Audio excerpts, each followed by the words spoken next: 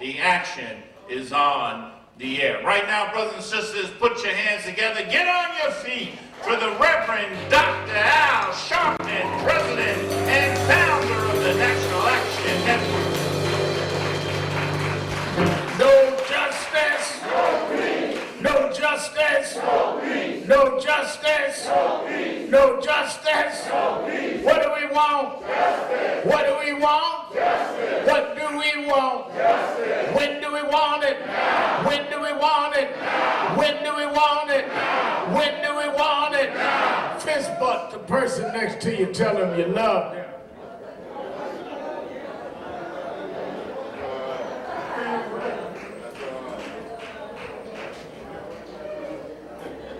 Certainly we're happy to be here another Saturday morning for the Saturday Action Rally, and for you that are here live at the House of Justice, 106 West 145th Street in the village of Harlem, and you that are listening live on 1190 WLIB AM in New York or watching us live stream on nationalactionnetwork.net.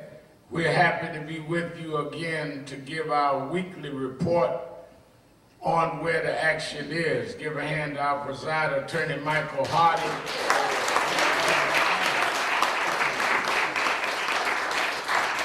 And certainly our musical director, Minister Tyrone Richardson. And Minister Richardson's celebrating a birthday, and took off last week celebrating his birthday. I'd have had a few more birthdays than him, and I don't get my birthday off, but he took his birthday off, so he gonna have to sing extra this week.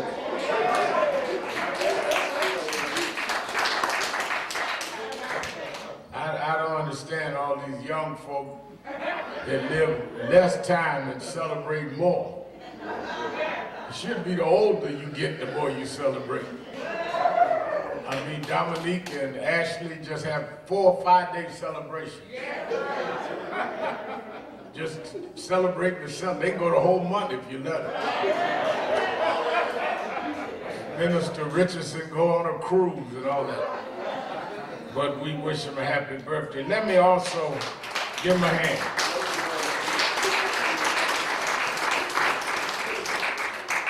Let me also thank the New York Black Nurses Association and the House. And we certainly thank them for being with us, and Reverend Dr. Rose Ellington. Didn't she speak well this morning? Thank you for being with us and supporting us, and we're supporting each other. And then certainly we enjoyed that inspirational message from my friend down through the years, Reverend Dr. Conrad Tillett.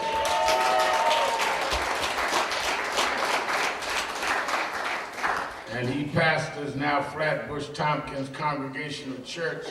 And as he said, I've known Conrad since the mid-'80s, about 35 years. He was a student in Pennsylvania, and had me come to the campus. He was an activist then and went on and moved into New York, and many of you know his work down through the years.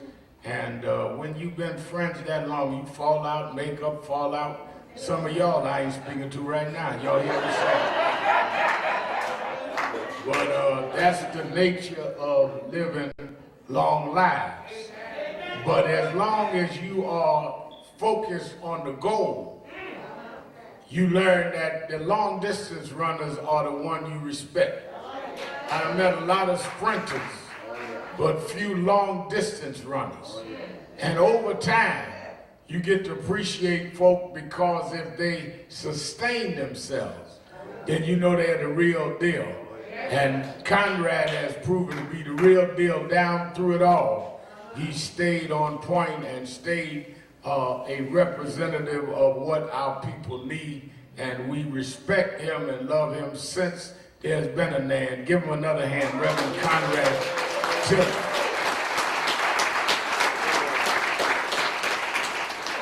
In fact, let me say that on this Wednesday night HBO is doing a premiere in a special. It's a documentary, I guess, is the right term, called Storm Over Brooklyn, the Yusef Hawkins story.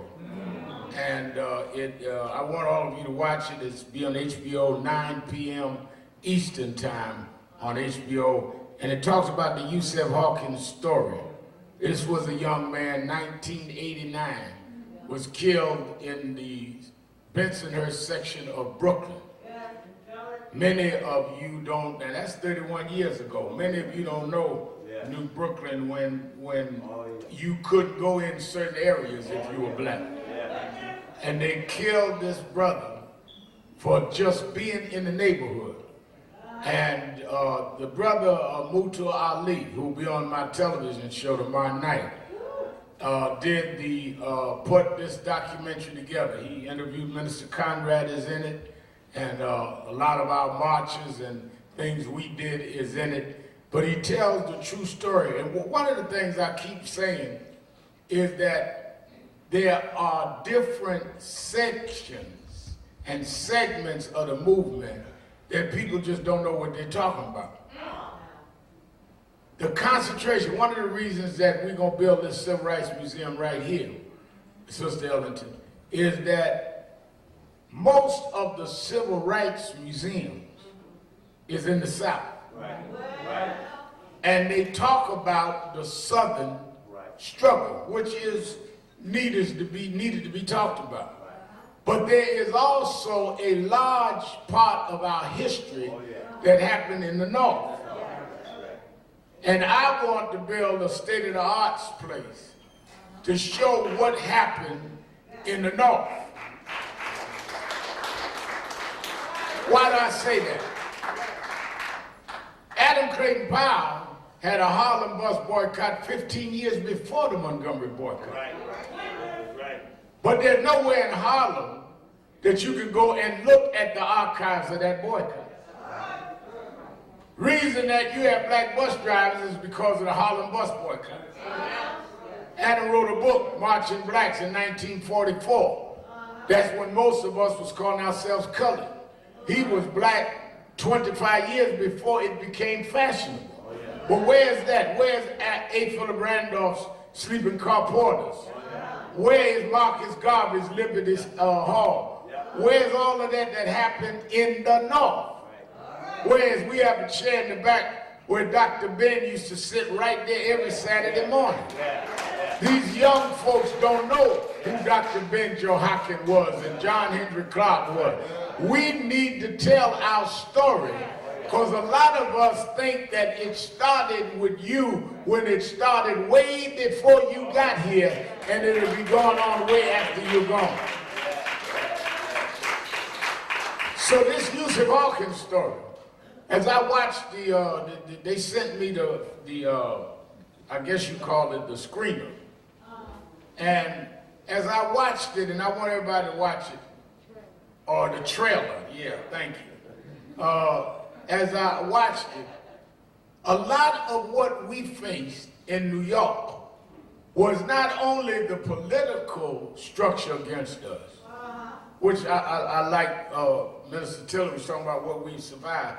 A lot of y'all don't know we survived one of the most hostile administrations who was Democrat, Ed Koch. That's right.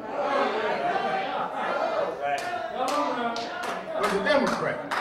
When we started cutting our teeth up in here, in New York, it was against Koch. Now, Ed Koch, who was against our marching in Bensonhurst. Why do we march in Bensonhurst? They killed this young brother because he got off the train with a friend, looking to buy a car. They got off the wrong stop. They didn't allow blacks in the neighborhood, thought that blacks was coming out there trying to date their girls, surrounded him and killed him, and wouldn't give up the killers. 30 people surrounded him. Everybody in the neighborhood knew who did the killing. They would not give up the killers. Now, what the angle that people don't want to talk about, they didn't have down south, is that we decided, the father called me, of Yusef, asked me to help fight we went out there to where they lived in East New York. And I told them the only way we're going to make this not a love triangle, because they were trying to act like in the papers it was just he was dating the girl and all that, which wasn't true. This was race. Is we're going to go out there and march. And I knew the reaction was going to be because I know how they feel about us in the neighborhood. So we went out there and started marching. The reason that I want you to see this is not only was the mayor against us marching, the mob was threatening us. Yeah. A lot of y'all don't understand, New York was run by the mob and the politicians. Wasn't no mob down south. You didn't have to deal with a lot of the organized crime element. We had to deal with organized crime, gangsters, thugs. John Gotti and them wasn't no fictitious folk. This was real stuff. And it was the same mob. You know, they had a Netflix, I think it was one of them live stream networks had a thing called Godfather Holler. I think Forrest Whitaker played it. And one of the things that they had in there, I didn't like the way they characterized Adam Clayton Powell, but one of the things that they did show is let us welcome our Impact TV audience watching us around the world. One of the things they did show us is that Adam Clayton Powell was sued and finally excluded from Congress for calling a woman a bad woman here in Harlem. Some of your old timers remember that. I can always tell folk age by who say amen to what I'm talking about. Now, what was a bad woman was that she was the one that the number runners and the mob would give the money to pay off the police.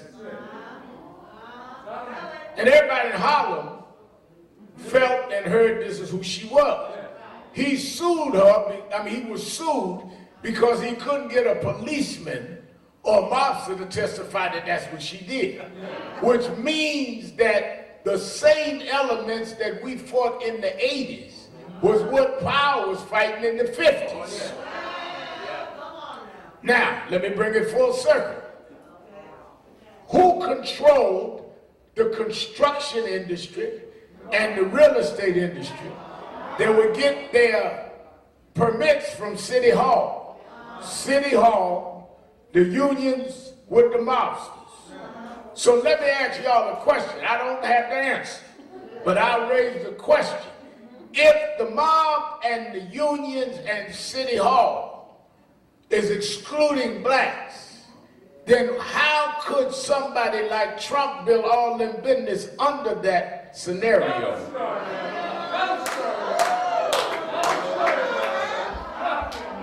Trump and his daddy got rich in that climate. In order to know where something is, you got to know where it came from. Koch administration, same administration that was against us with use of arms. Same administration that dealt with us on Howard Beach, gave the permits for Trump to build. And the unions and the construction folk did not have a problem with Trump. So let us deal with the root of the problem. Northern racism has been just as insidious as Southern racism. They just don't wear overalls. They wear pinstripe suits and get manicures, but they're the same deadly racist bigots as the ones down south.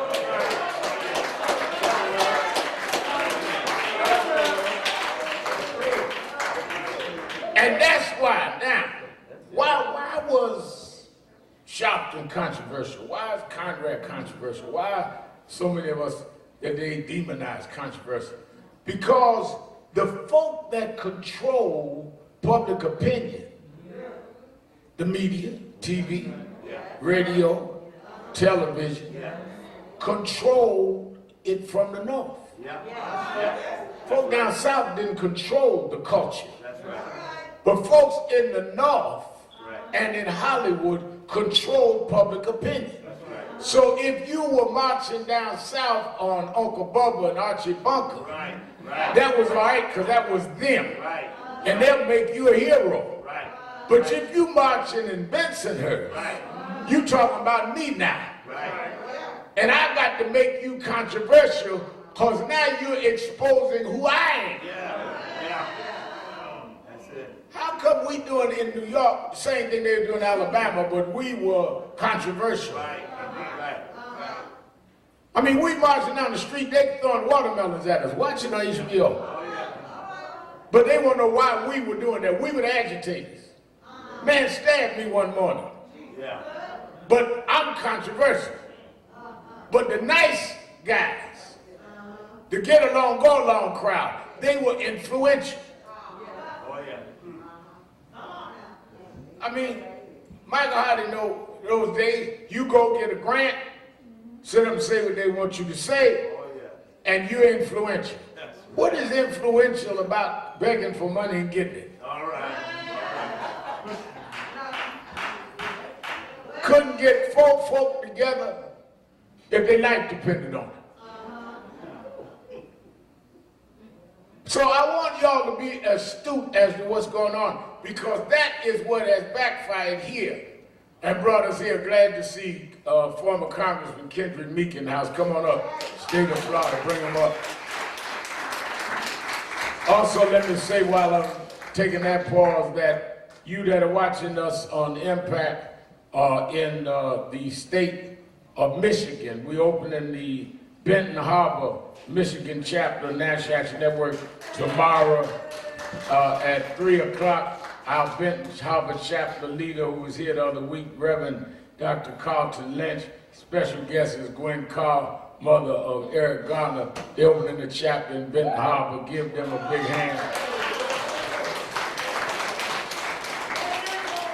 And I see he trying to hide in the back, but I see the son of Eric Garner in the back. Stand up, Eric Garner Jr. in the house this morning.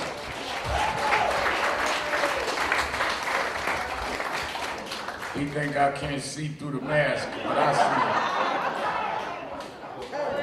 All of the families, the family of George Floyd, the family of Eric Garner, the family of Breonna Taylor, Mama, and the family of Rashad Brooks, all of them will be with us in Washington, leading the march on August 28th. And I want you all that have not registered to be at the march to do that now, right now, www.nationalactionnetwork.net, www.nationalactionnetwork.net, or you can call the toll-free number right now. There's someone manning the phones at 1-877-626-4651. Now, we're marching around making sure we pass this George Floyd Policing and Justice Act. House of Representatives already passed it. The Senate won't even take it up. We got to go down and put that right on McConnell's doorstep. Secondly is the John Lewis Voting Rights Act.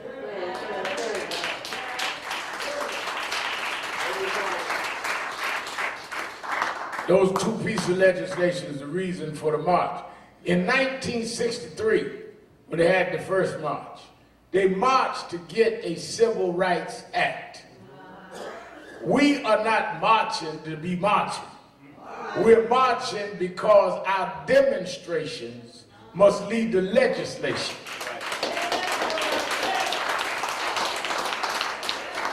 And those are the two things we need. There's no reason for you to be mourning John Lewis and then not continuing what John Lewis was about. In 2013, they had the Shelby versus Holder court proceedings at the Supreme Court. Michael Hardy and I were in the audience at the Supreme Court, sat in the chamber while they did the oral argument. And John Lewis was there, and all of us sat there. That was the day Justice Scalia said from the bench This sounds like a racial entitlement to me. And they took out Section 4 of the Voting Rights Act. What is Section 4? I ran this last week, but I run it again because a lot of folks be running their mouth and don't know what they're talking about.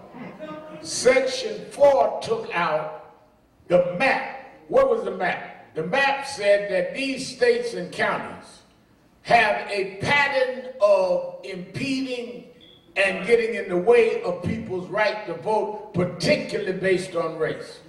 So therefore, you cannot change things. You can't move voting sites.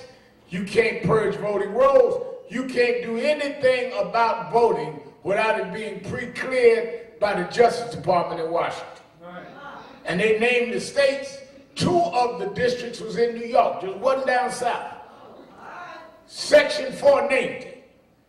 What the Supreme Court ruled is that that was a 30-year-old map, needs to be redone, and took the map out. Which meant the Congress then could update the map and put it back. They never have gone back to redo the map. Therefore, with no map, Georgia could do what it wants. And that's what Brian Kemp, Secretary of State, purged 300,000 voters, changed voting sites, and beat Stacey Abrams for the governorship. DeSantis and them could do what they wanted in Florida. Congressman Meek here this morning could tell you, because the map was out. We have demanded everything but the Congress put the map back in, and that's called the John Lewis Voting Rights Act.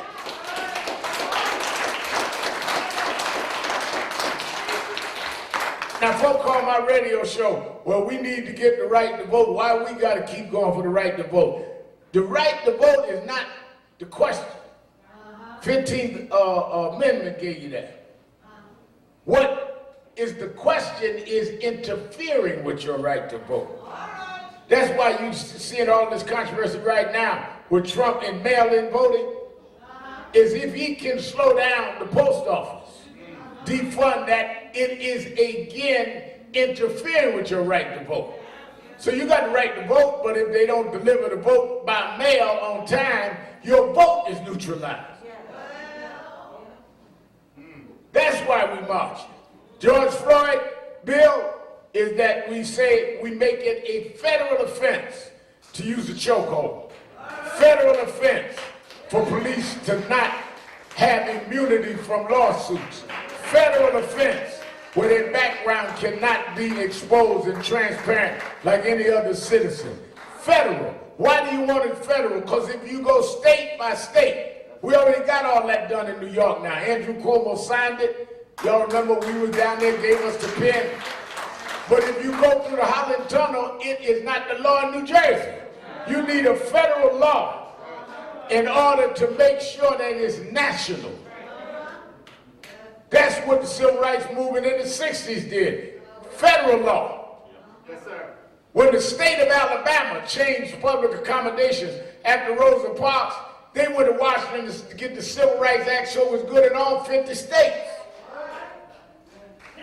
Now, at the same time we're going to be conscious of COVID-19. Yes, sir. That's why everybody has to wear a mask.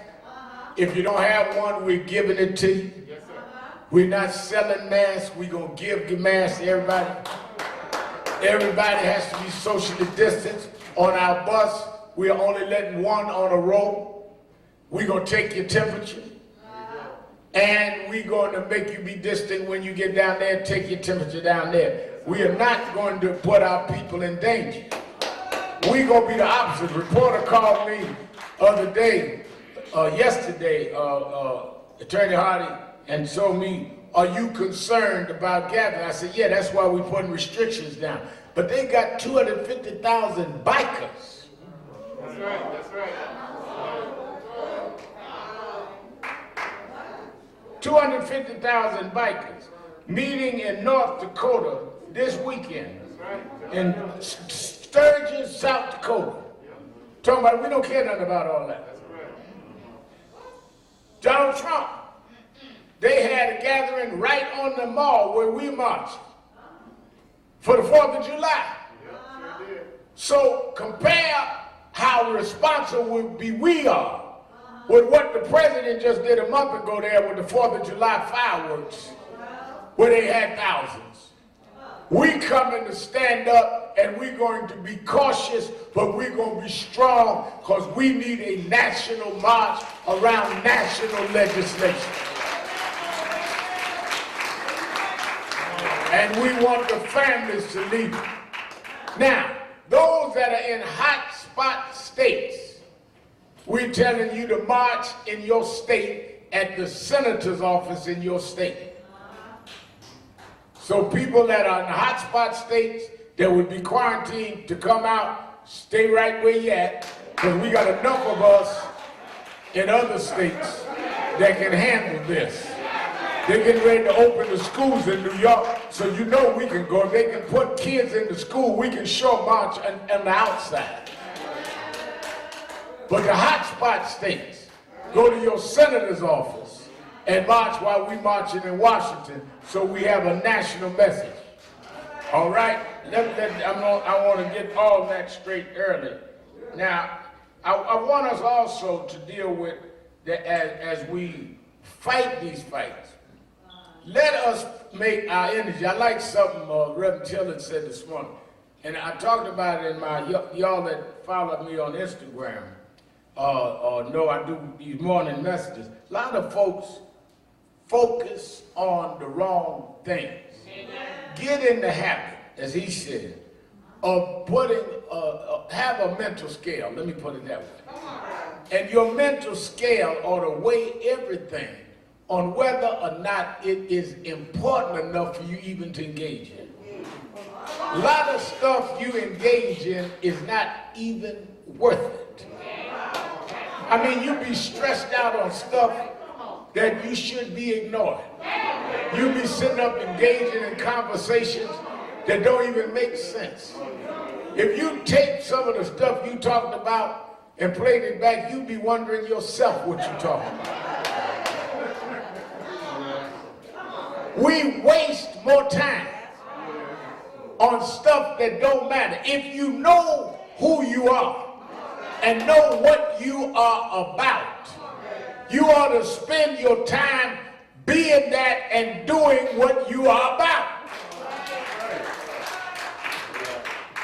Folk call me, Reverend Mal, you hear about so-and-so? Nope, and don't want to hear about it now. Because it's not important to what I'm about. Keep telling you, I quote all the time, that I like that expression. Mark Twain said, the two most important times in life is finding out when you was born and why you was born. If it is not about why you were born, then why are you in that? James Brown used to tell me all the time, the key to success is mind your business.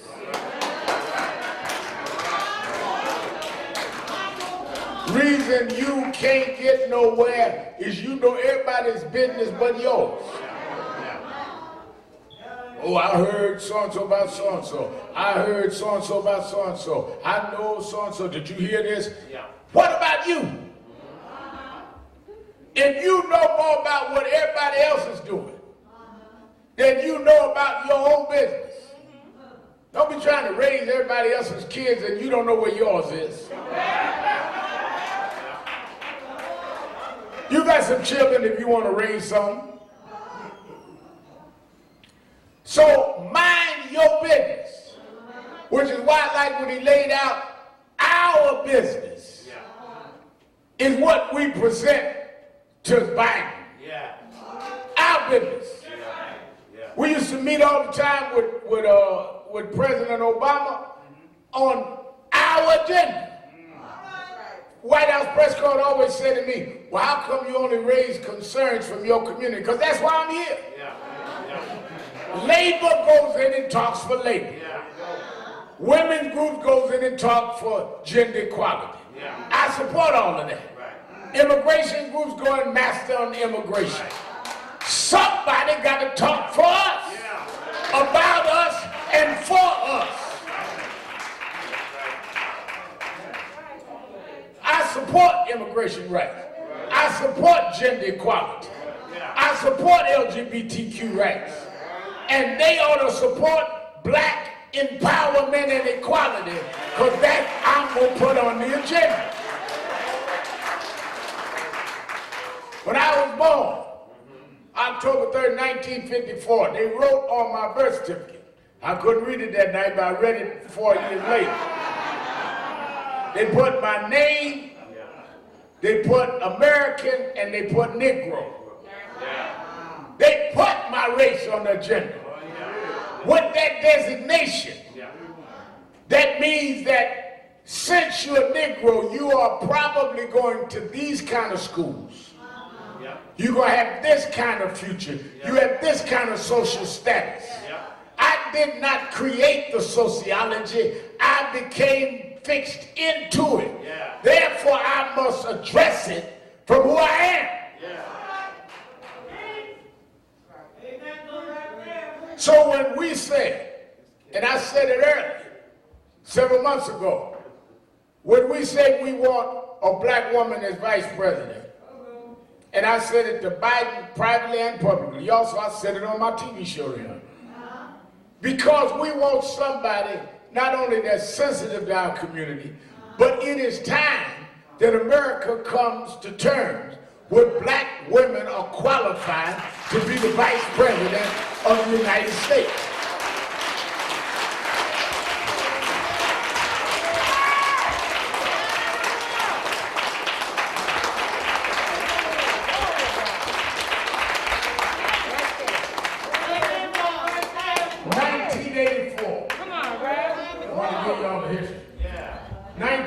When Reverend Jackson ran for president, I just got a phone. He called me this morning. Reverend Jackson still think I'm 16, called me every morning telling me what I need to be doing. And when he ran in 1984, he raised in his race about a woman should be on the ticket. And they put a woman on the ticket, Geraldine Ferraro. They don't give him credit for it, but he raised it. The Democrats ran a woman from New York, Queens, if you please, named Geraldine Ferraro. The Republicans ran a woman on the ticket with John McCain called Sarah Palin. They might have regretted it, but they ran it. I don't know why y'all laugh. She was gifted. She's special. She could see Russia from her backyard.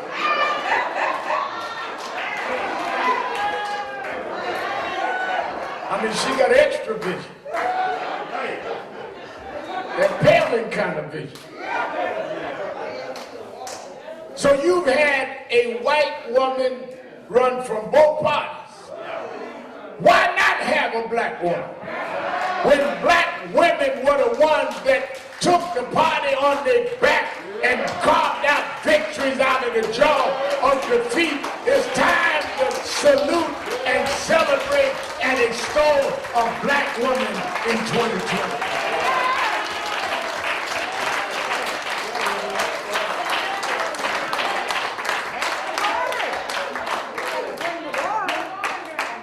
Joe Biden said he was going to have a woman. He said put a black woman on the Supreme Court. So if he already gave a prescription of the designated areas he's looking at, then why wouldn't we give him a prescription of what we want?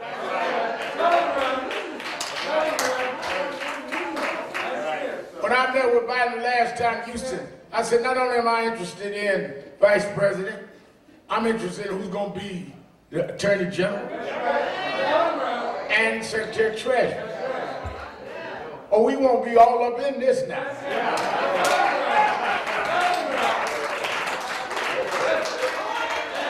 I mean, I've been going to the White House since the 80s. I ain't impressed with getting in the White House. I done been in the White House. I know about where all of it was. I know all the rooms as I've been up there. I ain't flat about going to the White House. I ain't thinking about all that. I'm thinking about what we get. And y'all must support an agenda of empowering so we get something. We need to deal with who's in the Justice Department. We need to deal with who is in the Treasury. And I agree with the Minister Tillett that we need to deal with who's in the State Department that's dealing with our global brothers and sisters.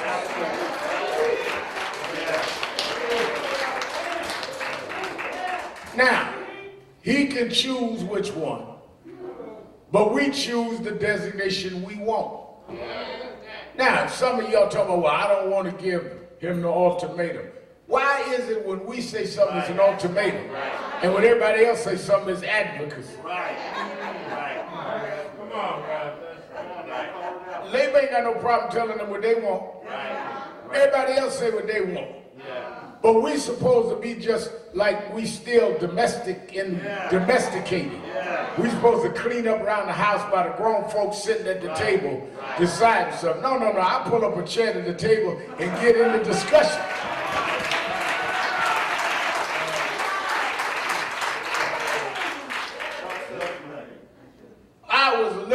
When I first got old enough to vote, 1972, I was youth director for Shirley Chisholm's campaign. I've been trying to get a black woman up in the White House a long time. And Shirley Chisholm was qualified then. So let us deal with that. One of the other things that we've got to not give up is that we must also not become like the folk we fight. What has prospered our movement is that we always took the moral center. If we become the black version of Trump, then we know better than Trump. And sometimes our ambitions and sometimes our egos will drive us past our agenda.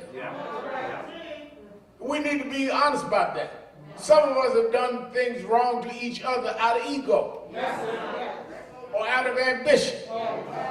And you don't get anywhere if you got to cross me to get where you got to go, then you ain't getting there anyway.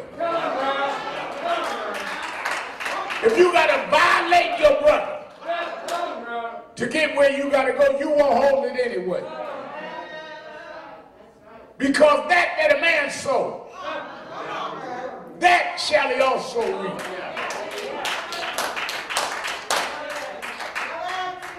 I'd rather go right and slow than wrong and fast. Because if you're right and slow, you will hold on to whatever it is you get.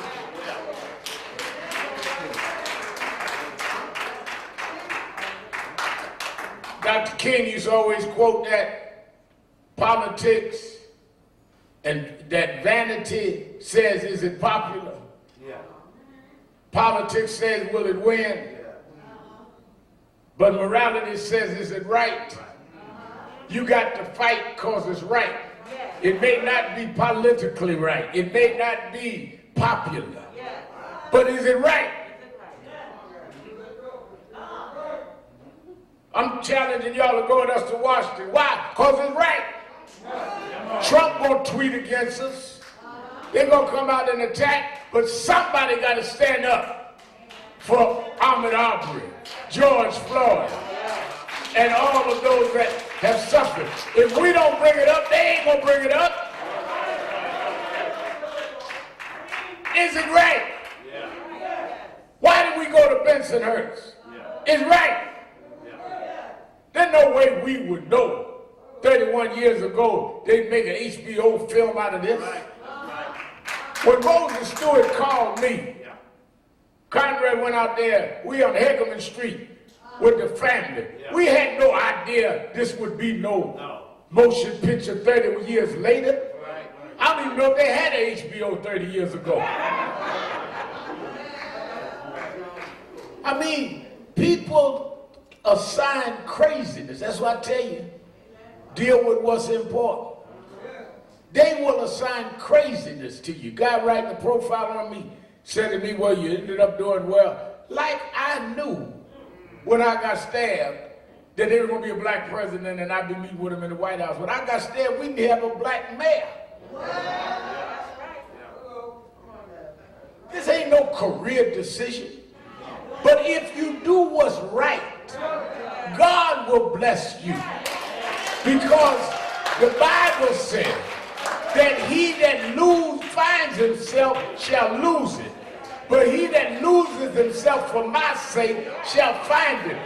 God got more for you than you can ask for if you just do what God tells you to do.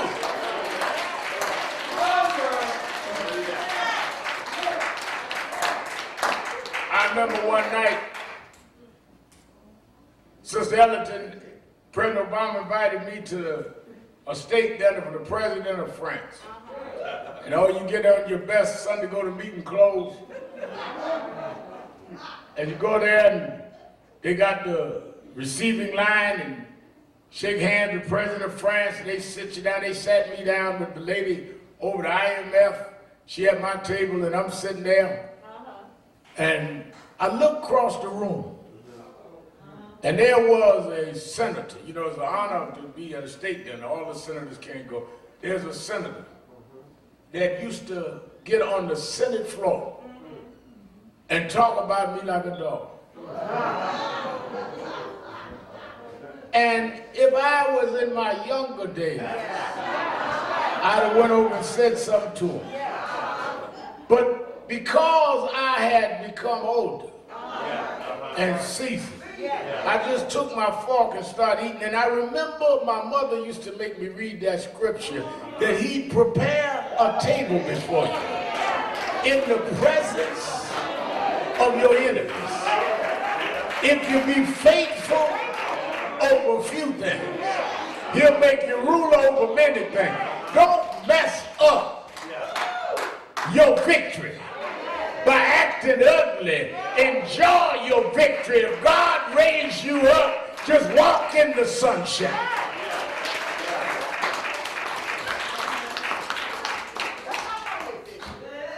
You don't need to do anything but do right and stay focused. Now, I want also, then I'm going to let you go.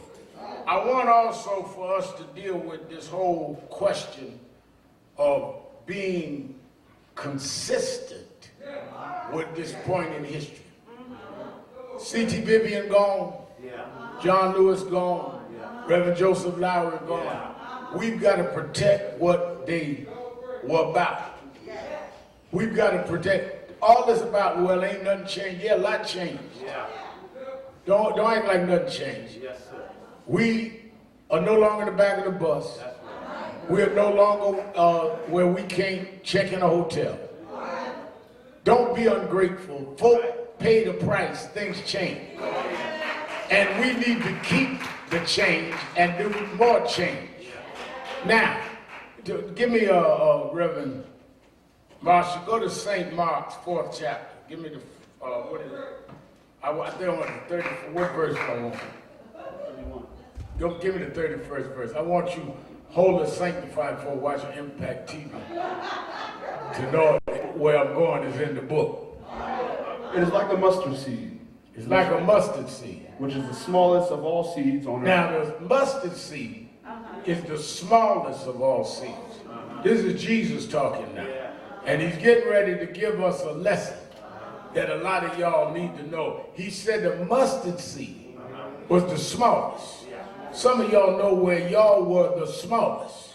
Nobody thought you'd be big. Nobody thought you'd be nothing. You had no real gifts. You were the reject in the house. You were the one that everybody dismissed. You were marginalized, overlooked. You were the smallest of the seeds. Everybody else in church was going to be better and bigger than you. Everybody else in your little group was going to be bigger and better than you.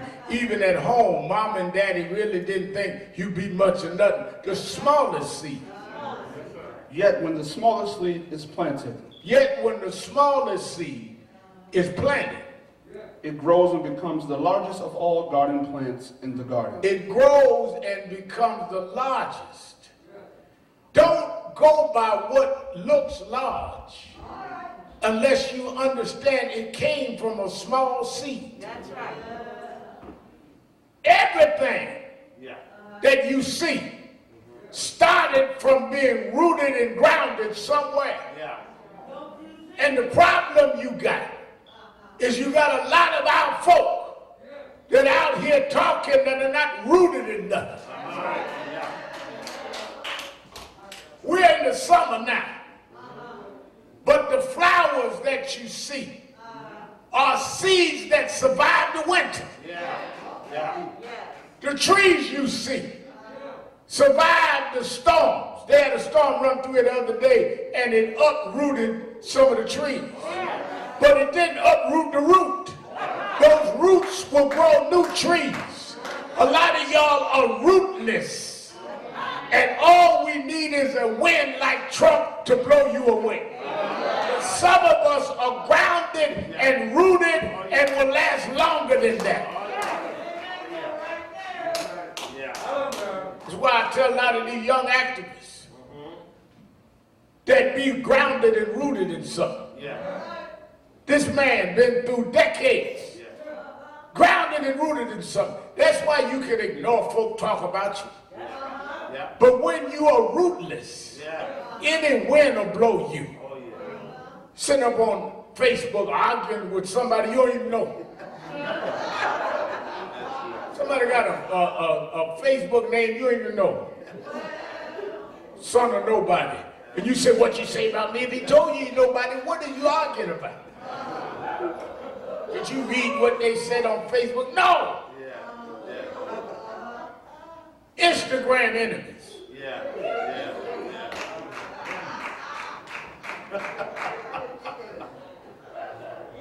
Grounded in nothing. But if you've been through the fight, if you've been grounded and trained and taught, you can fight the battle because you was raised to fight battles. That's why I changed my whole message. Listen to Conrad this morning. If we went through Nixon and Reagan and two Bushes, Trump ain't even a big opponent if you know what you know, what you know. Well, Reverend, you talking politics. We'll go through the Bible. If we made it through Pharaoh and Nebuchadnezzar and Belshazzar and Herod, the same God that brought us through those rulers, God will see us through this.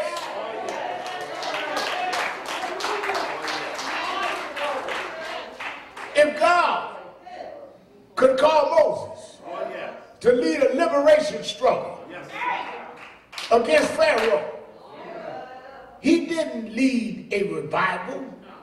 He revived people spiritually. He led an exodus of freeing slaves. And if you can't be part of the exodus of freeing and liberating people, then put your Bible down. Don't talk about you got a different anointing. You just scared. And if you're scared, say you're scared.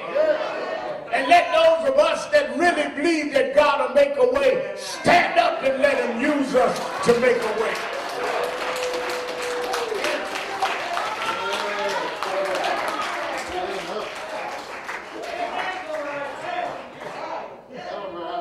If I believe that God can part the Red Sea, if I believe that God can part the Jordan, then what makes you think I don't believe God can have us stand on the banks of the Potomac River on August 28th and call this nation's attention to what they did to George Floyd and all the rest of them? Our same God is still on the throne. You want to preach about what God did rather than be a vessel for what he does. Ain't nothing wrong with God. Something wrong with your believing in God. Small seeds become the largest tree. It's time for us to deal with what God would use us for. Why are we here? Why are you on earth at this time? And if you are out of tune with the times that you live in, then you're not fulfilling the purpose that you was born. Every day ain't gonna be a good day, but you can take your bad days and combine them with your good days and go on for a worthy message, because God will make a way out of no way. When I was a boy preacher, I preached about what I heard the old preachers preach. But the older I got, I could say it for myself. You know, I started preaching when I was 4. I used to go do the circuit when I was 7 and 8 as a wonder boy preacher. And I talk about how God will bring you through trials and tribulations. But I ain't had no trials and tribulations. Only tribulation I had is if I didn't get chocolate chip cookies and milk for lunch. But I can tell you now, I'm not 7 no more. I'm in my mid-60s, and I can tell you that God will bring you through trials and tribulation, because I've been through something now. And if you are afraid of going through the trials, then go sit down, because life gonna give you some trials. And you ain't got to look for trouble. Trouble will come find you. But I love the song that said, I'm so glad that trouble don't last always, because a God will give you light even in the midst of the dark. Everybody all tripped out, stressed out. But we've been through stuff before. Yes, we got a person that is insensitive and insidious in the White House. But we've been through that before. Yes, we're going through an epidemic that's a pandemic. But we've been under siege before. And that's when you get where God can talk to you. Some of y'all needed to be shut in. Some of y'all needed to be sat down. Some of y'all needed to have to sit down and think. Some of y'all need to be in the house where y'all had to talk to each other rather than run past each other.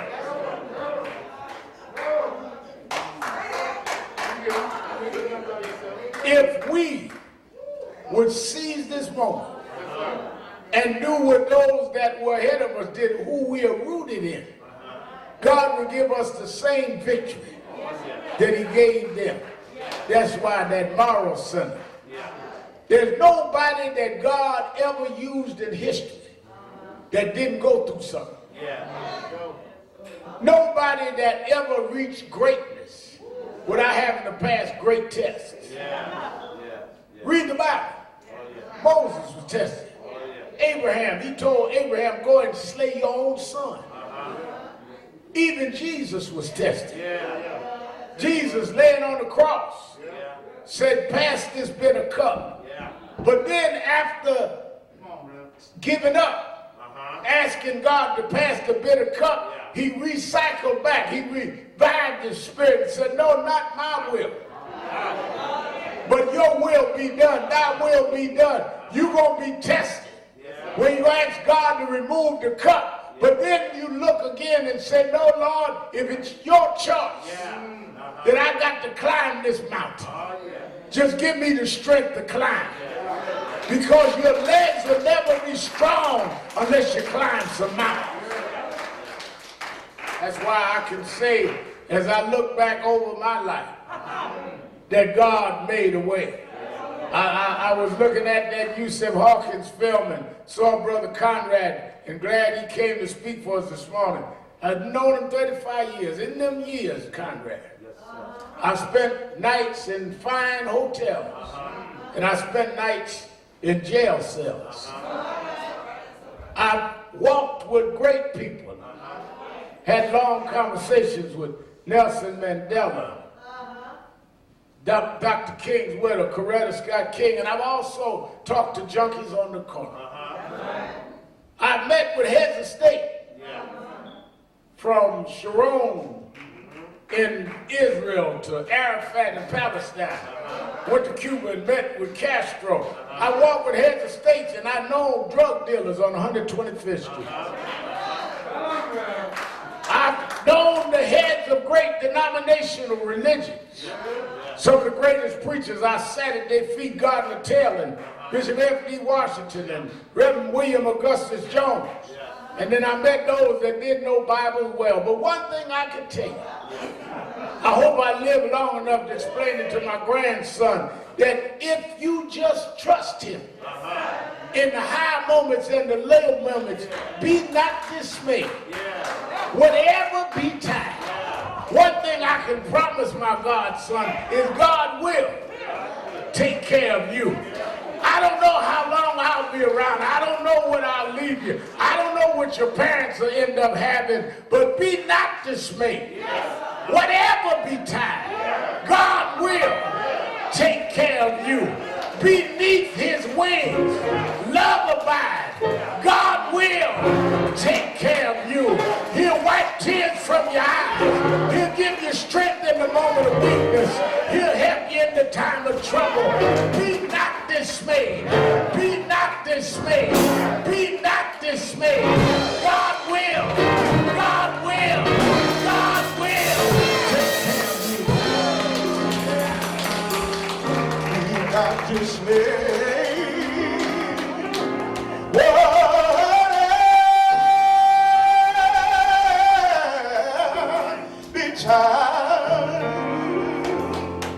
God will take care.